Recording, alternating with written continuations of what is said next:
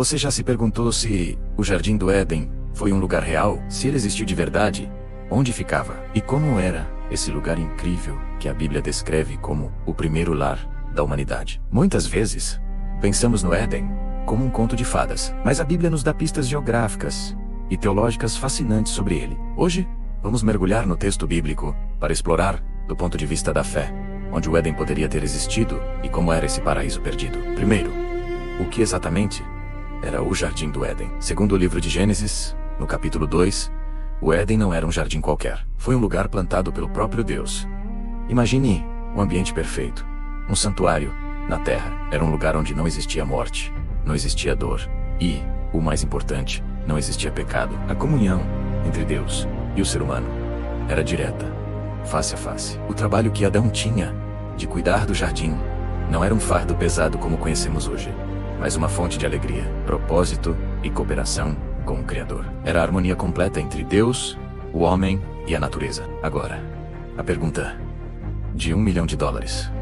Onde ficava o Jardim do Éden? A Bíblia nos dá algumas pistas geográficas bem específicas. Gênesis menciona 4 rios que saíam do Éden para regar o jardim: o Pison, o Gion, o Tigre e o Eufrates. 2 desses rios nós conhecemos muito bem até hoje: o Tigre e o Eufrates. Eles correm pela região da antiga Mesopotâmia, onde hoje fica o Iraque, uma área conhecida como o berço da civilização. Então, com base nessa descrição, muitos teólogos e estudiosos da Bíblia acreditam que o Jardim do Éden estava localizado nessa região, talvez próximo ao ponto de encontro desses rios. A Bíblia não nos dá um endereço exato com GPS, mas aponta para uma região geográfica real do nosso mundo, o que torna a história ainda mais concreta. Mas se o Éden existiu, por que ele desapareceu?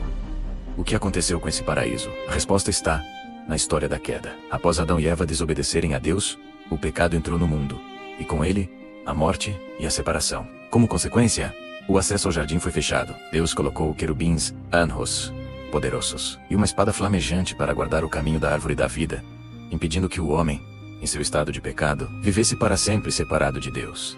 Mais tarde, um evento cataclísmico mudou a face do planeta: o dilúvio. Muitos acreditam que as águas do dilúvio transformaram completamente a geografia da Terra, apagando qualquer vestígio físico do Éden.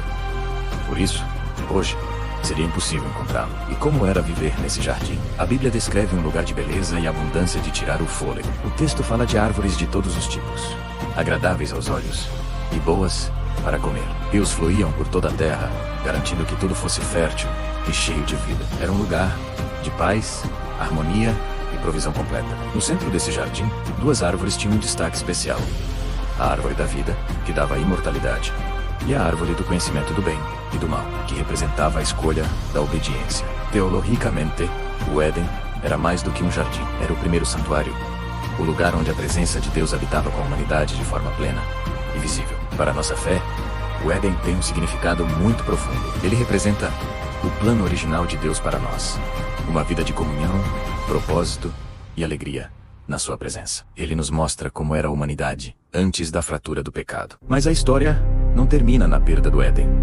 Na verdade, ela é uma grande promessa de restauração. A Bíblia começa em um jardim, o Éden, mas curiosamente, ela termina em outro jardim. O livro de Apocalipse descreve a Nova Jerusalém, a cidade celestial, com um rio da água da vida e a árvore da vida, novamente acessível a todos que creem. O paraíso perdido no início da história é restaurado no final, de uma forma ainda mais gloriosa, através de Jesus Cristo. Se esse vídeo te ajudou a entender melhor o que a Bíblia diz sobre o Jardim do Éden, deixe sua curtida, compartilhe com aquele amigo ou familiar que também ama estudar as Escrituras e se inscreva aqui no canal para não perder os próximos conteúdos. Que Deus abençoe muito a sua vida.